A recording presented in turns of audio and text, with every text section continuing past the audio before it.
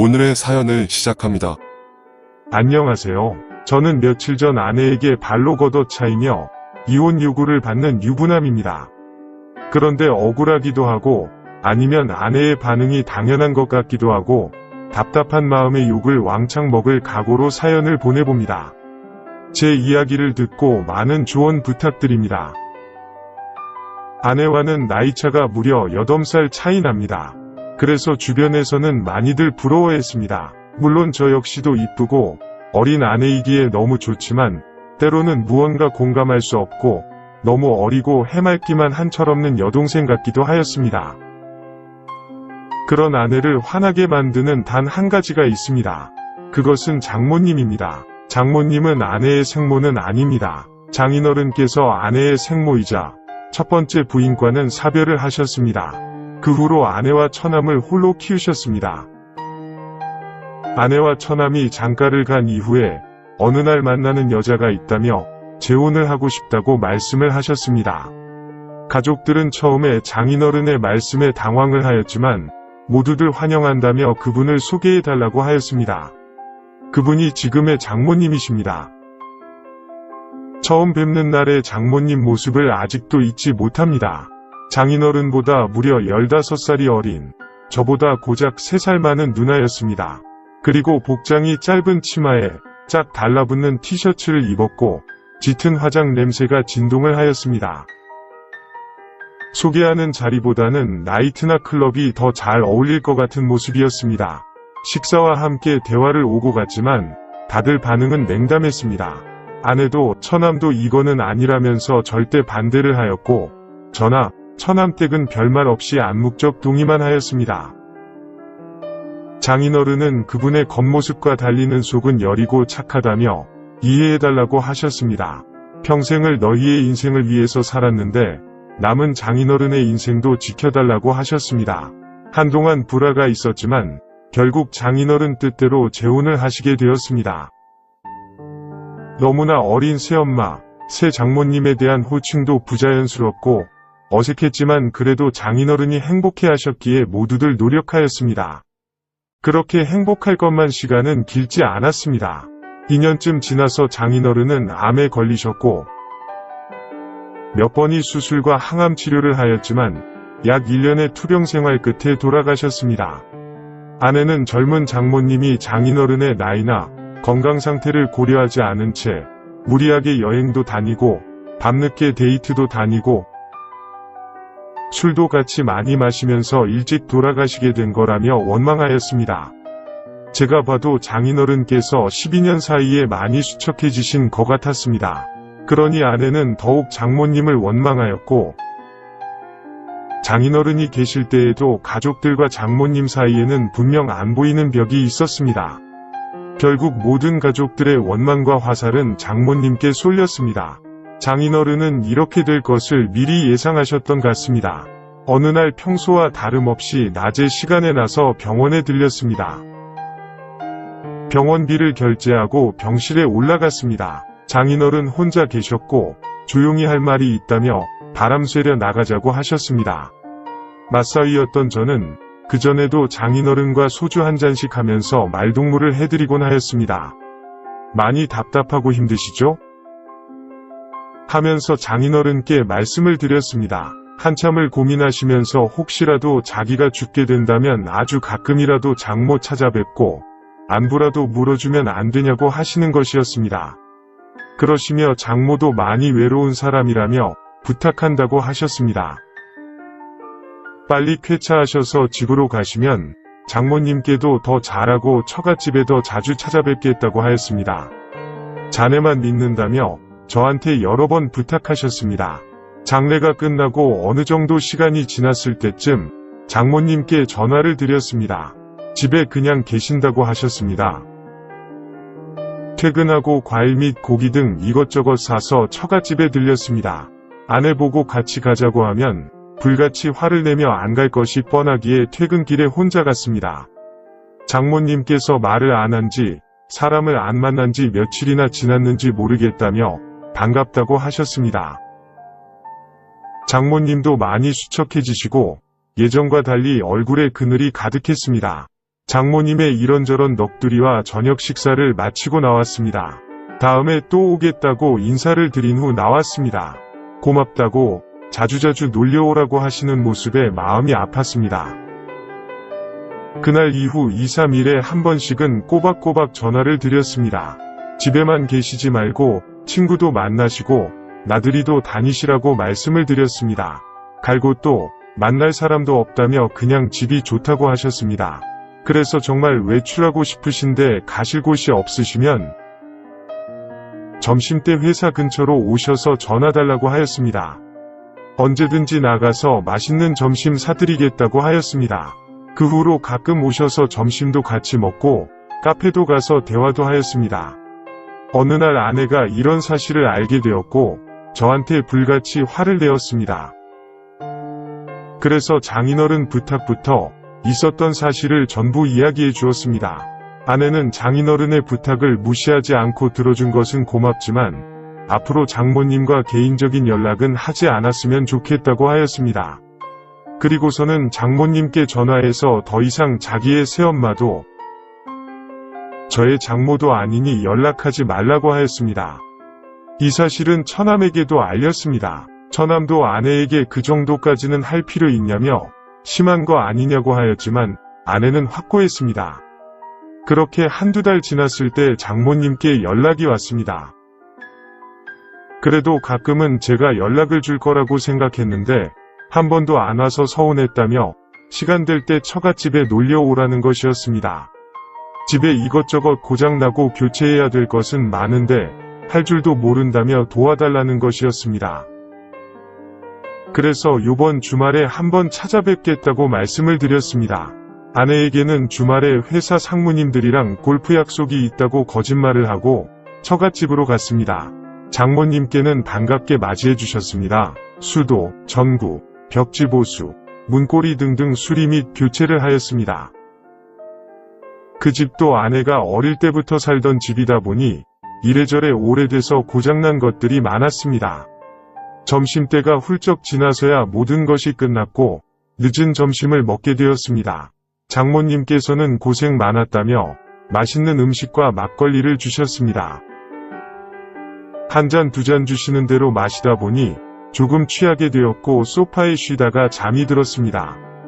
한참을 자다가 깨어보니 시간은 많이 늦었고 아내에게 술자리가 길어졌고 상무님 집으로 다같이 2차로 가게 되었다며 내일 들어갈 것 같다고 문자를 남겼습니다. 그러고는 다시 거실 소파에서 잠을 잤습니다. 잠을 자고 있는데 무언가 소리가 들렸고 장모님 혼자서 술을 드시고 계셨습니다. 저도 옆에 앉아 한두 잔 거들면서 장모님 말씀을 들었고 결국 만취하게 되었습니다. 한참을 자고 있는데 아랫도리가 뜨거운 느껴졌고 장모님께서 만지고 계셨습니다. 그리고 기다렸다는 듯이 올라오셨고 그렇게 첫 번째 관계를 가지게 되었습니다. 너무 외로웠다며 그날 몇 번이 관계를 더 가졌습니다. 다음날 아침에 돼서 서둘려 집으로 돌아갔고 마음을 너무 무거웠습니다. 그랬던 제 표정을 읽었다는 듯 아내는 무슨 일 있냐고 계속 물었고 아무 일도 없다며 대충 얼버무리고 말았습니다. 그 사건 이후 장모님은 뒤탈 없이 그냥 즐기면 되는 거라고 하시면서 더 노골적으로 만남을 요구하셨습니다. 계속 거절을 하였지만 회사까지 찾아오셨습니다. 몇 번이고 다음에 찾아뵙겠다며 택시를 태워서 보내드렸지만 또 오셨습니다. 결국 처갓집을 가게 되었고 그렇게 만남을 가지게 되었습니다. 꼬리가 길면 잡히듯 아내가 어떻게 알았는지 모르겠지만 어찌됐든 모든 사실을 다 알게 되었습니다. 아내는 제가 처갓집에 있을 때 쳐들어왔고 장모와 머리채를 잡고 싸웠습니다. 제가 힘겹게 그 둘을 띄워놓고 아내를 차에 태워서 저희 집으로 왔습니다.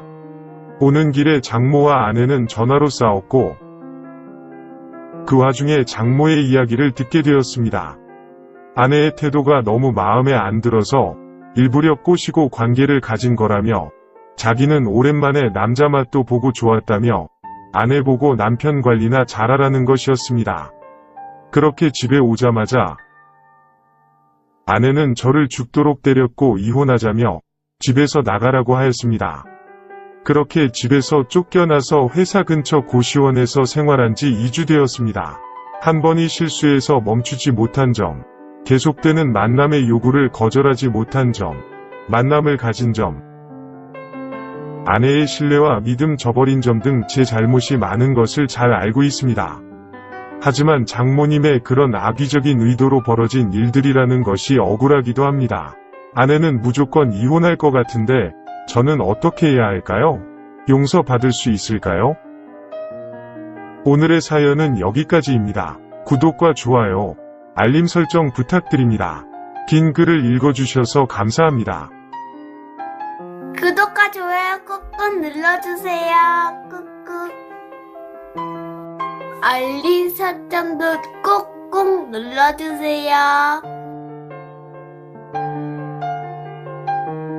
안녕하세요, 여러분. 제 이야기를 시작하겠습니다. 안녕하세요. 평범하게 살고 있는 아줌마입니다. 오늘같이 우울한 날이면 생각나는 한 사람이 있습니다. 참 저에겐 생명의 은인 같은 사람이었죠. 배움이 짧아 사연을 잘 쓰진 못하겠지만 제 이야기를 해보려 합니다. 참 재수 온 붙은 인생이었습니다. 살면서 한 번도 행복했던 적이 없었어요. 공부 잘하는 언니와 오빠만 신경 써줬던 부모님, 자기들보다 부족한 동생을 놀리고 괴롭히던 형제자매. 저는 그 집안에서 유일한 외톨이였습니다. 언젠가는 너무 서럽고 힘들어서 날 주워온 게 아닌가 싶었던 적도 있습니다. 그래서 울면서 엄마한테 물어보니 얘도 참 웃기지도 않는 소리를 하네. 우리가 주워왔으면 너 같은 걸 주워왔겠니? 하면서 한 번 더 독서를 해대는 통에 저는 그날 밤 잠도 자지 못하고 새벽이 올 때까지 엉엉 울었던 기억이 납니다. 나중에 들어보니까 엄마와 아빠는 딱 오빠와 언니까지만 낳으려고 했던 모양이에요. 그런데 아빠가 정관수술을 하기 전에 어쩌다 보니 제가 생기게 되었고 낙태까지 생각을 해보았으나 엄마의 건강상 낙태를 하게 되면 출산보다도 위험할 수 있다고 해서 울며 겨자 먹기로 태어난 게 저였다고 합니다. 그런데 솔직히 제가 여기서 무슨 잘못이 있나요? 잘못이 있다면 그냥 이런 집안의 자식으로 태어난 것뿐이겠죠. 저도 당연히 부모님에게 사랑받고 싶었습니다. 그래서 어릴 때는 공부도 열심히 하고 그림도 열심히 그리고 선생님에게 칭찬을 받으면 꼭 그걸 집에 가져가서 부모님에게 엄마, 아빠, 나 이거 칭찬받았어요 하면서 자랑하고는 했습니다.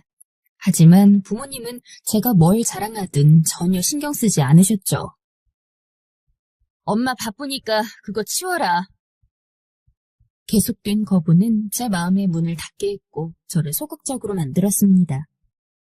제가 기억하는 아주 어린 시절에는 그래도 제법 활발하고 말도 많은 편이었는데 언젠가부터 저는 급속도로 말수도 줄어들고 누군가와 눈을 마주치는 것조차 어려워하는 사람이 되었습니다. 그런 성격의 친구라고 있을 리가요. 학창시절에 누구나 친구 한 명쯤은 가지고 있는데 저는 그 어디에도 속하지 못하고 늘 외롭게 지냈습니다.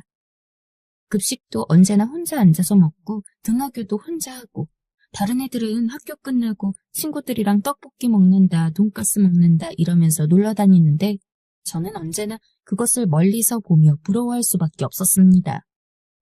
친구가 있었으면 해서 어떻게든 말을 걸어보려 했으나 어쩐지 말을 걸면 부모님이 저한테 그랬던 것처럼 귀찮아하고 싫어하는 반응이 올 것만 같아 두려워서 말도 걸지 못했습니다.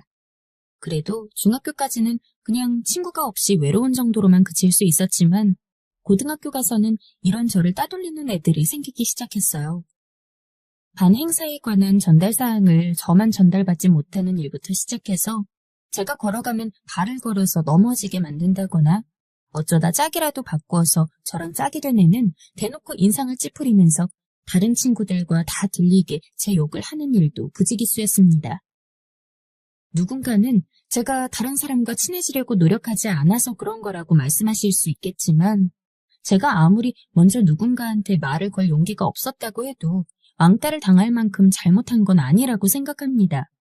참다 담임 선생님한테 이야기를 했고 다행히 담임 선생님이 좋은 분이셨기 때문에 저를 도와주겠다고 하시면서 반 아이들을 한번 크게 혼내셨어요. 그 덕분인지 그전처럼 대놓고 따돌림이 있진 않았습니다. 하지만 그렇다고 해서 여자애들과 어울리지 못했던 제가 친구가 생긴다거나 하는 변화는 없었죠. 오히려 대부분의 반 아이들은 왕따를 당하는 사실을 잃은 저를 무척이나 싫어하는 것 같았습니다. 걔는 할 줄 아는 게 이러는 거밖에 없나 봐. 친구 없는 애들은 왜 없는지 알겠다니까? 그리고 솔직히 그렇게 음침하게 다니는 게 잘못 아니야? 언젠가 그런 뒷담화도 들어본 적이 있었습니다. 보통 이런 악순환의 고리를 끊기 위해서는 결국 어느 정도는 제가 먼저 나서야 한다는 걸 알았지만 당시에 저는 그냥 하루하루 학교를 다니는 것조차 너무 힘들었기 때문에 제가 갑자기 마음을 바꿔먹고 친구들에게 다가갈 용기는 없었습니다. 이미 반 안에서 눈엣가시가 된 상황에서 제가 이제 와서 노력을 해봤자 별다른 소용도 없을 것 같았죠. 그냥 빨리 시간이 흐르고 흘러서 졸업을 해서는 성인이 되기를 바랄 뿐이었습니다. 고등학교 졸업식 날, 다른 친구들은 친한 친구들과 사진도 찍고 부모님한테 꽃다발을 받으며 활짝 웃었지만 저에겐 아무도 없었습니다. 하지만 저는 무엇보다도 제가 고등학교를 졸업해서 이제 그 누구도 만나지 않을 수 있다는 점이 너무 행복했습니다. 학교는 제게 지옥이었고 제 편이 되어주는 사람은 아무도 없었으니까요. 그나마 제일 친절하게 대해줬던 고등학교 1학년 시절의 담임선생님의 축하를 마지막으로 저는 당당히 사회에 나올 수 있게 되었습니다. 그리고 동시에 집에서도 뛰쳐나왔죠. 무일푼으로 집도 대책도 없이 당연히 힘들었습니다. 하지만 어렸을 때부터 성인이 되면 무조건 바로 집을 나오겠다고 생각하고 있었고 집에 있어봤자 저를 차별하는 부모님과 제가 없어지기를 바라는 형제자매밖에 없었기에 차라리 길에서 먹고 자더라도 저에게는 가족이 없는 환경이 더욱더 천국이었습니다. 그나마 쥐꼬리만치 주던 용돈을 모아둔 것으로 끼니를 최대한 아껴서 해결하고 바로 아무 가게나 두드려서 알바 자리 있냐고 물었습니다. 자존감도 낮고 사람 대하는 것도 어려워하는 저로서는 정말 필사적인 몸부림이었습니다. 수십 군데도 넘는 가게에서 거절을 당해서 어떻게 해야 하나 고민하는 와중에 마지막으로 들렀던 가게가 있었습니다. 저녁 장사를 하는 포차였는데 다행히 그곳에서 3시간이나마 아르바이트를 할 수 있게 되었죠. 일이 쉬웠던 것은 아니었습니다. 계속해서 사람들을 마주하고 대화를 해야 되기 때문에 어떤 면에서는 정말 어려운 일이었지만 먹고 살려다 보니 어떻게든 그 시간을 견디게 되더라고요. 그리고 강제로라도 누군가와 대화를 하고 그러다 보니까 오히려 옛날보다는 조금 더 사람을 대하는 것이 아주 힘겹거나 두렵지만은 않았습니다. 한창 심했을 때는 누군가랑 말 한마디 하는 것 자체가 너무 긴장이 돼서 정말 속에서 토악질이 치밀 정도였으니까요. 게다가 그 알바를 하면서 저는 지금의 남편도 만나게 되었습니다. 남편이 먼저 적극적으로 대시를 한 끝에 연애를 하게 되었죠. 당연히 처음에는 이 남자가 왜 나한테 이렇게 고백을 하지? 싶었습니다. 맨날 예쁘다고 해주고 맨날 귀엽다고 해주고 그런 칭찬은 부모님에게도 받아본 적이 없었기에 솔직히 의심부터 하게 되더라고요. 자존감이 낮아서였을 겁니다. 나보다 더 좋은 여자 충분히 만날 수 있는 사람이 왜 나한테 자꾸 이러지? 거절도 여러 번 했고 피해 다니기도 여러 번 피해 다녔습니다. 하지만 남편은 제가 피할 때는 군말 없이 자리를 비켜주면서도 어느 정도 시간이 지나서 제가 괜찮아졌을 거라고 판단이 되면 꼭 다시 돌아와서는 계속해서 사귀어달라, 연애해달라고 이야기했습니다.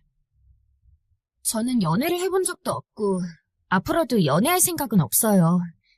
사람을 만나는 게 많이 무섭고 솔직히 지금 저한테 왜 이렇게까지 매달리시는지 전 모르겠거든요. 그쪽이 진심이라면 그냥 다른 더 좋은 사람 만났으면 좋겠어요.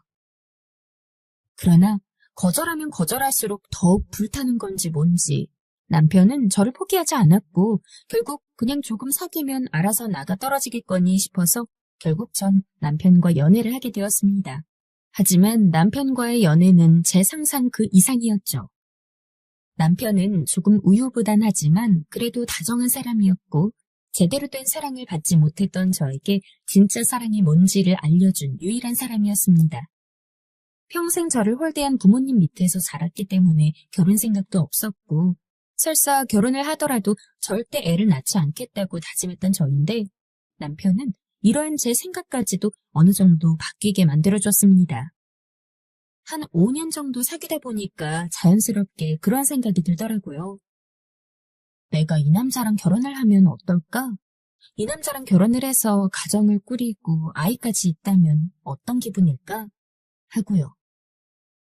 향후 남편이 한 프로포즈를 아무 말 없이 수락했던 것도 제 스스로가 제 자신이 그런 생각을 할 수 있는 사람이란 걸 남편이 알려줬기 때문입니다. 예, 너는 어쩜 청소하나 제대로 못하니?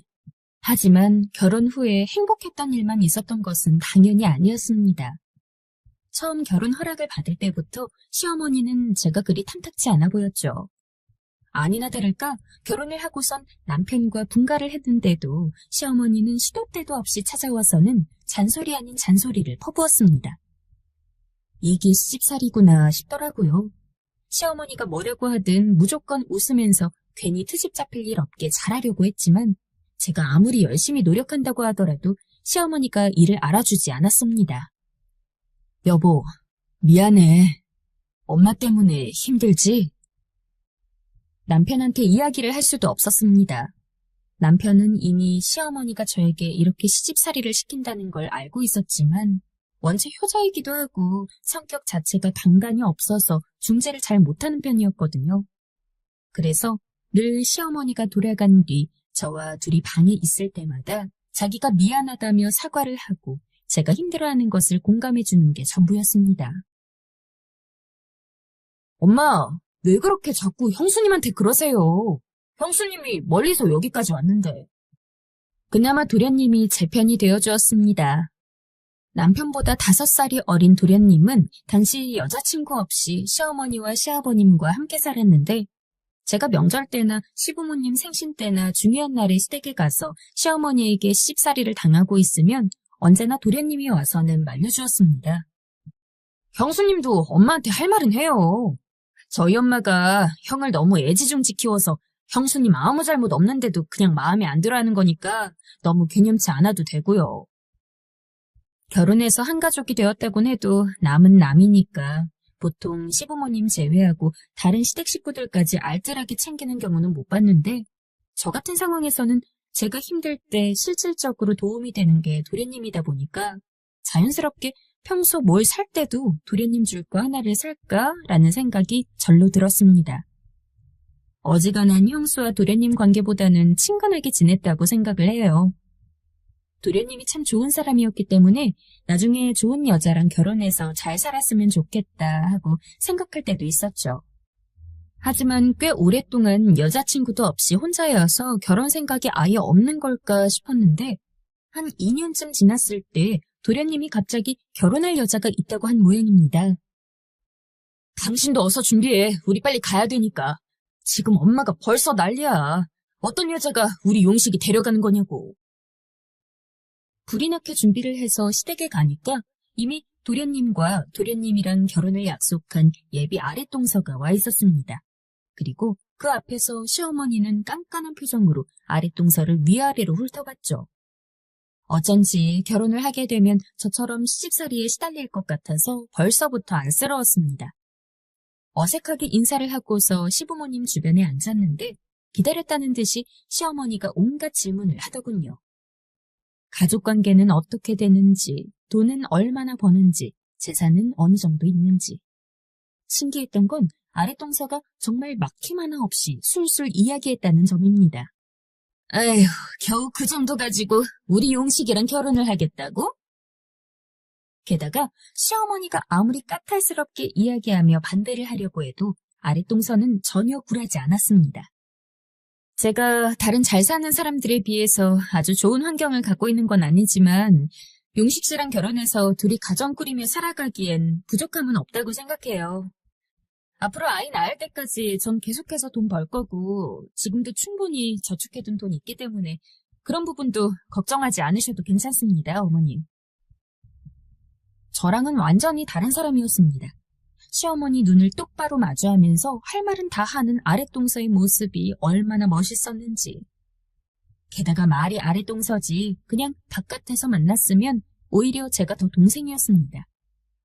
저보다 연상이라 그렇게 어른스러웠던 것도 있었던 것 같고 성격 자체가 당당하고 자신감이 넘치는 것 같았달까요? 천하의 시어머니도 아랫동서가 그렇게 똑부러지고 야무지게 이야기를 하니까 아무런 말도 못하더라고요. 내심 아랫동서가 정말 부러웠습니다.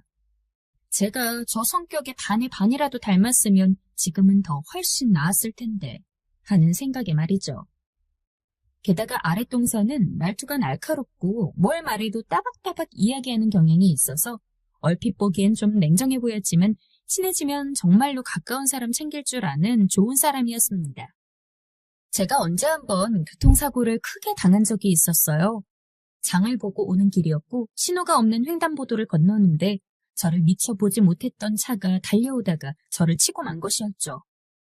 다행히 빠른 속도로 달리고 있는 차는 아니어서 심각할 정도로 다친 건 아니었지만 그래도 다리가 부러져서 한동안 제대로 움직이지도 못할 정도로 병원 신세를 져야 했습니다. 간병인 있으면 괜찮은데 굳이 이렇게까지 와서 안 돌봐도 돼, 동서. 제가 형님 돌볼 여력이 되는데 왜 굳이 돈 써가면서 간병인을 불러요? 그냥 미안해할 것도 없고 편하게 생각해요. 제가 하고 싶어서 하는 거니까요. 저는 딱히 아픈 가족을 돌봐준 적도 돌봄을 받은 경험도 없지만 현실적으로 생각을 해봐도 목발을 짚거나 휠체어를 타질 않으면 걷는 것조차 힘든 사람을 간병한다는 게 어디 쉽겠어요? 그러니까 사람들 다 돈 내고서 전문 간병인을 쓰는 거죠. 동서가 먼저 저를 돌봐준다고 이야기한 것에 무척 고마웠지만 솔직히 미안함이 더 컸던 게 사실입니다.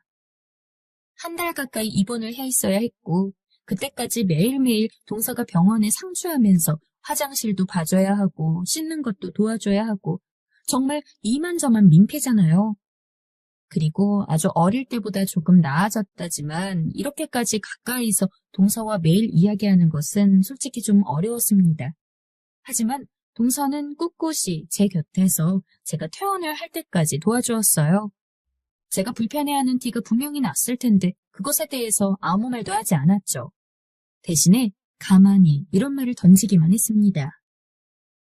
요새 사람 사귀고 그러는 게 참 어려워요, 형님.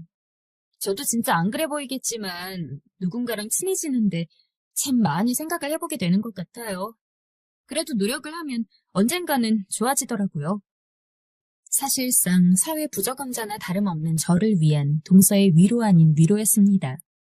솔직한 말로 제가 동서와 붙어 지내는 그 한 달이 제 한평생 다른 사람과 대화했던 것보다 훨씬 더 길었을 겁니다. 그만큼 동서는 언제나 저와 어떤 주제에 대해서라도 대화를 하려고 했고 또 핸드폰으로는 전화나 문자밖에 할 줄 모르던 저에게 영화 보는 것도 알려주고 게임하는 법도 알려주고 혹시나 나중에 외로우면 누구 만나기라도 하라면서 친구를 사귀는 어플 같은 것도 가르쳐 주었습니다. 제가 계속해서 부끄러워하고 겸연쩍어 하는데도 불구하고 동서가 단호하게 알려주다 보니까 저도 못 이기는 척 배울 수 있고 게다가 동서는 무조건 칭찬만 해주고 저한테 가르쳐주기만 하는 게 아니었습니다. 혹시나 제가 뭘 잘못하려고 하면 형님, 이거 이렇게 하면 안 돼요. 라면서 바로 막아주기까지 했죠. 동서보다 어리다고 해도 나이를 먹을 만큼 먹은 어른인 제가 이렇게까지 서툰 게 동서 입장에서는 이해가 안 될 만도 한데 동서는 단 한 번도 저에게 어떠한 이야기를 물어보지 않았습니다. 제가 어색해하면 어색해하는 대로 받아들였고 제가 궁금해하면 궁금해하는 대로 받아들였습니다.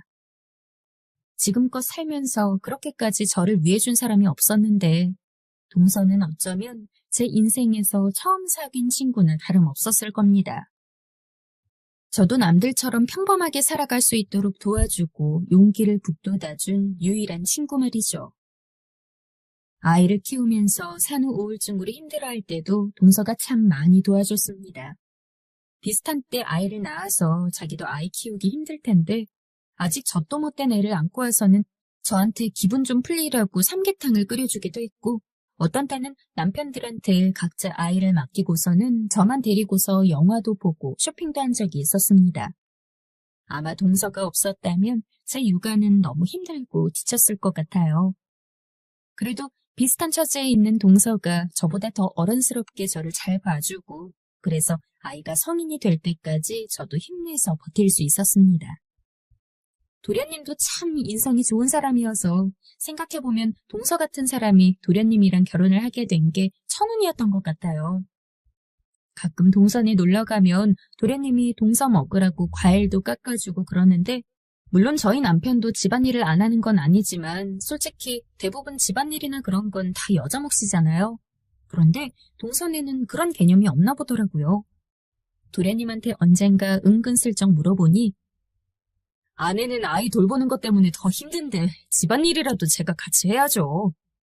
라고 하더군요. 행복해 보이는 동서 모습을 보고 오는 날이면 제가 더 기분이 좋아서 하루 종일 싱글벙글하고 그랬습니다. 그렇게 같이 한 살 한 살 나이를 먹고 아이까지 다 커서 독립을 시키고 나니까 이제 정말 제 인생에 있어서 가장 큰 목표 하나를 달성한 듯한 느낌이 들었습니다. 애가 어릴 때도 바빴지만 커가는 과정이 더 힘들더군요. 특히 대학 들어가고 그럴 땐 저도 신경 쓸 게 너무 많아서 정말 하루가 모자랐습니다. 그 때문에 당시 한 1년 정도 동서랑 제대로 얼굴을 보지도 못했죠. 동서도 그렇고 저도 그렇고 자식 때문에 너무 바빴던 날들이 많았으니까요. 동서가 보고 싶기도 했지만 시간을 내기가 도저히 어려워서 가끔 전화로 안부를 묻는 게 전부였습니다. 이제 각오해왔던 것들도 다 끝내고 나니까 문득 동서가 너무 보고 싶어졌습니다. 그래서 전화를 했죠. 동서, 우리 남편들 버리고 둘이서만 여행 다녀올까? 언젠가 동서를 만났을 때 동서가 일본 오사카에 다녀오고 싶다는 이야기를 한 적이 있었어요. 그런데 바빠서 가기 힘들다고 지나가는 말로 이야기한 적이 있었죠. 이제 서로 바쁜 것도 끝났으니 제가 호텔 값에 비행기 값 다 내면서 동서 여행이라도 시켜주고 싶었습니다.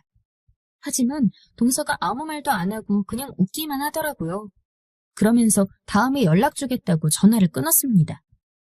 영 기분이 이상해서 도련님에게 연락을 해서 물어봤어요. 혹시 동서 무슨 일 있냐고. 도련님은 한참을 머뭇거렸습니다. 그러더니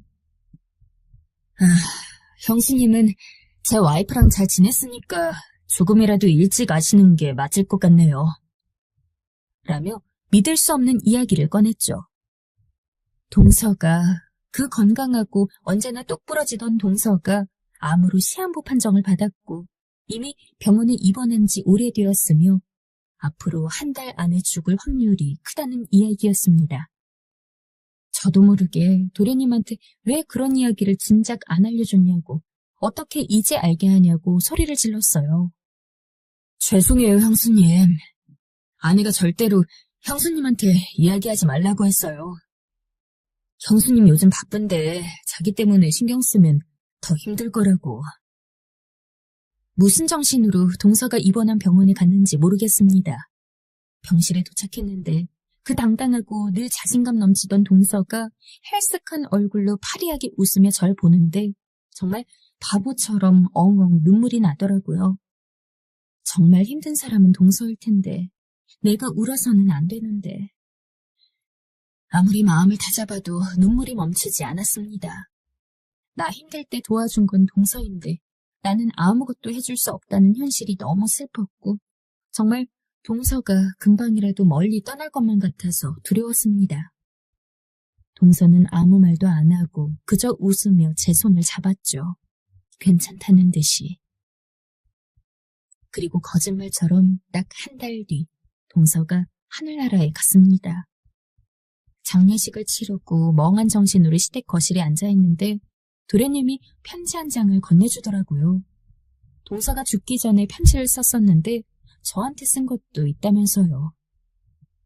나이 어린 형님, 제 드센 성격 받아주기 정말 어려웠을 텐데 단 한 번도 싫은 티 안 내고 언제나 제가 말 걸 때마다 열심히 받아주셔서 정말 감사했습니다.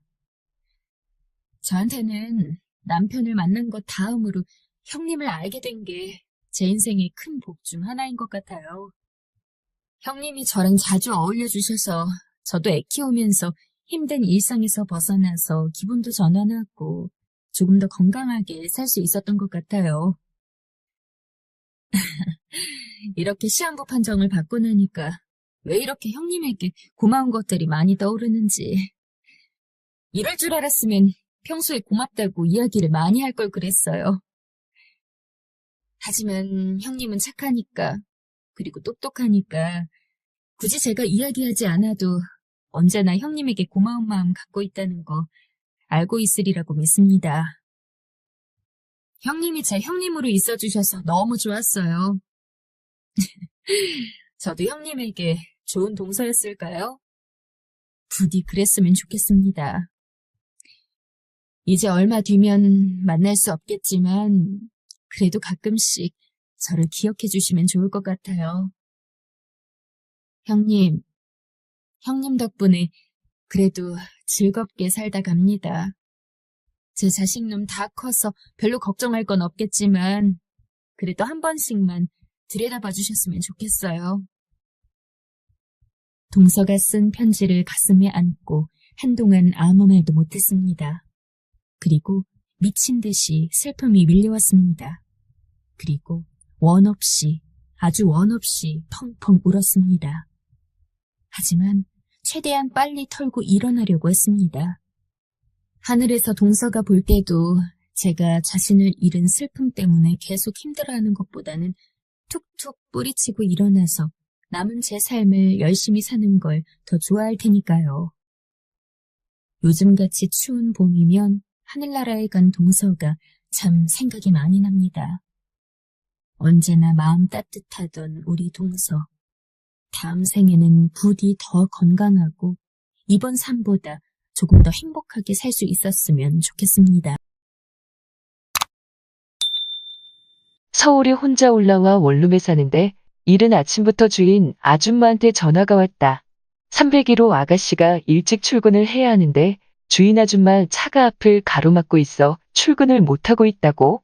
자기는 어제 친정에 가족 모임이 있어 왔다가 술을 너무 많이 마셔 자고 일어나 아침 일찍 돌아오려고 했는데 늦잠을 자서 지금 바로 못 오는 상황이라며 집 비밀번호를 가르쳐 줄 테니 직접 가서 차를 빼달랜다. 2년 정도 살다 보니 주인 아줌마와 가까워져 몇 번 원룸 계단에 전구도 갈아주고 하수구 막혔을 때 뚫어주고 아줌마 노트북도 한번 포맷해주고 했더니 이젠 내가 전담 집수리공이라도 되는지 아침부터 별 희한한 부탁을 해온다. 한 번은 자기가 매번 부탁만 하는 것 같아 미안하다면서 총각 먹인다고 장가지바 와서 소고기장 조림과 무우말랭이, 진미채볶음 등 밑반찬을 만들었는데 저녁에 퇴근하면 주려고 했는데 자기가 지금 친정집에 급하게 가봐야 할 것 같다면서 아마 하룻밤 자고 오게 될 것 같다고 내 방 비밀번호를 가르쳐주면 냉장고에 직접 넣어놓고 가겠다는 거다. 그때 잠깐 묘한 기분이 들더라고요. 이 아줌마 혹시 나를 남자로 생각하나? 아무튼 집주인이고 살림살이도 다 주인 거니? 좀 당황스러웠지만 바로 알려줬죠. 그러고 퇴근하고 집에 와보니 냉장고 안이 먹을 걸로 가득 차 있는 겁니다. 카톡으로 한 달 정도는 거뜬하게 먹겠는걸요? 아줌마 너무 고마워요. 이렇게 보냈더니 맛있게 먹으라면서 다 먹고 나면 또 만들어주겠다고? 그때부턴 우린 서로의 집의 비밀번호를 공유하게 되었다.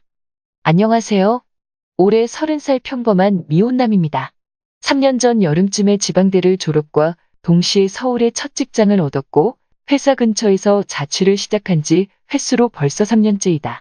그리고 1년 전쯤에 15살 연상의 여자친구를 만났고 바로 제가 거주하고 있는 원룸 건물의 주인입니다.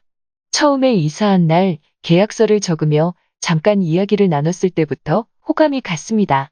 그때 나이가 43살이라는 것도 그날 알게 되었죠. 외모도 제 눈엔 너무 예쁘지만 성격이 너무 유쾌하고 좋았습니다. 연상이라서 그런지 잘 챙겨주고 언제나 제 기분을 맞춰줬죠. 처음부터 그녀를 여자로 생각했던 건 아닙니다. 2년간은 그냥 주인 집 아줌마와 세입자로 지내다가 임대기간이 다 끝나고 신축 풀옵션 원룸이라 월세가 너무 비싸. 한 푼이라도 아끼기 위해 그냥 다른 곳으로 이사를 가려고 아줌마에게 이야기를 했었다. 그랬더니 며칠 후 친구들과 간단하게 한잔하고 밤 9시쯤 집에 들어와 욕실에서 씻고 나왔는데 마침 주인 아줌마에게 전화가 와서 나를 부른다. 201호 총각. 우리 집으로 좀 올라와 줄래 하신다. 왜요? 왜는 무슨 왜야? 계약 문제로 할 말이 있어 그러지. 네, 알았어요. 난 머리도 말리지 못하고 대충 챙겨 입고 4층 주인 아줌마 집으로 갔다. 근데 집에는 아무도 없고 혼자 주방에서 나에게 대접할 음료와 과일을 준비하고 있었다. 총각 왔어? 금방 갈 테니 거실 소파에 좀 앉아 있어. 그날 처음으로 그녀 집에 입성했다. 아줌마는 나에게 이사 가지 말고 계속 자기 원룸에서 살라며 제안을 했고 또 한다는 말이 다른 곳으로 이사하면 이사 비용도 들고 부동산 수수료도 들고 할 텐데 내가 내던 월세의 5만 원을 까가지고 관리비까지 안 받겠다는 말에 망설임 없이 난 그곳에서 계속 살기로 했고 서로 기분이 좋아진 우린 이런저런 이야기를 나누었다. 근데 아저씨는 아직 안 들어오셨나 보네요. 아니, 안 들어온 게 아니고 남편이 바람나서 작년부터 별거하다가 얼마 전에 이혼했어. 이제 나 이 집에서 원룸 관리나 하며 혼자 살아야 해. 그러니깐 총각도 불쌍하고 외로운 아줌마 생각해서 이사 간다는 말 하지 말고 오래 살아줘야 해. 나도 모르게 네 알겠습니다 라고 대답을 하고 말았다. 아줌마는 그동안 남편과 별거하느라 원룸에 굳은 일이나 크고 작은 일이 생길 때마다 나를 찾았고 갈수록 나에게 의지하고 있었는데 갑자기 이사를 간다고 하니 나한테 잘 보이려고 온갖 노력을 하기 시작했다. 그날 이후부터 아줌마는 유달리 나를 챙겼다. 자기 집으로 밥 먹으러 와라. 밑반찬 해놨으니까 퇴근할 때 자기 집에 와서 가져가라. 그리고 여전히 집안에 크고 작은 일이 생기면 나에게 연락이 와 물어온다. 심지어 자기가 운전하다가 접촉사고가 났는데 전화가 와서는 어떻게 해야 하냐고 징징대며 울길래 가서 사진 찍고 보험사 부르고 뒤처리를 해준 적도 있다. 그 일로 너무 고맙다며 신세만 진 것 같다며 하루는 집으로 날 초대했다. 꽃게가 듬뿍 들어간 시원한 해물탕에 저녁을 함께 먹다가 내가 먼저 국물이 좋아서 소주 한 잔 생각난다고 했더니 곧장 냉장고에서 술을 꺼내왔고 처음으로 그녀와 술자리를 가지게 되었다. 약간 술 기운이 올라온 아줌마는 총각은 여자친구 없어? 라고 물어왔다. 네, 서울 올라오기 전에 있었는데 여자친구가 장거리 연애는 싫다고 도망가 버렸어요. 글치 몸이 멀어지면 마음도 멀어지는 법이지. 대부분 그런다더라. 너 외롭겠다? 네, 무지 외로워요. 그럼 가까이 있는 아줌마가 애인 해줄까? 저야 좋지요. 외로운 사람끼리 우리 한 잔 더 하자. 그렇게 해서 주인 아줌마와 사귀게 되었다. 문제는 사귄 지 6개월 정도 지났을 때부터 그녀가 저를 엄청 좋아한다며 결혼하기를 간절히 원하고 있네요. 저도 처음에는 타지에 와서 외롭고 주인 아줌마가 적극적으로 먼저 다가오니까 가벼운 마음으로 시작한 건데 갈수록 점점 좋아졌네요. 며칠 전 알게 된 사실인데 그녀는 한 번이 아니라 2번 결혼하고 2번 이혼한 돌싱녀란 겁니다. 43살인 주인 아줌마는 참 우여곡절이 많았더라고요. 만지도 않은 나이에 2번이나 이혼을 했다고 하는데 첫 남편과 2번째 남편 모두 다 바람나서 부득이하게 이혼했다고 하더라고요. 제가 걱정이고 고민인 건 2번씩이나 이혼한 여자라면 그럴 만한 이유가 있을 거고 그녀 말로는 남편이 바람피워서 이혼을 했다는데 솔직히 100% 믿기지가 않거든요. 그리고 첫 번째 남편과 사이에 아들이 하나 있는데 한 달에 한 번씩 밖에서 본다고 하는데 그녀가 싫지는 않지만 나이차도 있는데 한 번이 아니라 2번 이혼했다는 것과 첫 남편 사이에서 애가 있어 왕래하고 있다는 것이 마음에 걸리네요. 한편으론 내가 어디 가서 이렇게 잘 맞는 여자를 다시 만날 수 있을까? 라는 생각도 듭니다. 얼마 전까지만 해도 나이차 극복하고 남들이 뭐라 하든 결혼까지 생각하고 이 정도면 사랑 이련이 잘 살겠지라는 생각을 했어요. 또 평생 돈 걱정 없이 잘 살 수 있을 것 같았는데 제일 친한 친구 녀석이 제 이야기를 듣고는 펄쩍펄쩍 뛰면서 절대 안 된다고 연애는 해도 결혼은 절대로 하면 안 된다고 말리네요. 결혼은 자기랑 맞는 사람과 하는 거라고. 또래 미혼 여성을 만나라는 거예요. 나이차를 극복하더라도 2번 이혼한 애의 엄마를 평생 이해하며 살 수 있겠냐며. 잘 챙겨주고 돈 많고 아무리 잘 맞아도 결혼만큼은 냉정하게 생각하라고요. 사랑과 경제적인 부분을 보고 그냥 그녀와 결혼해도 별 문제 없을까요?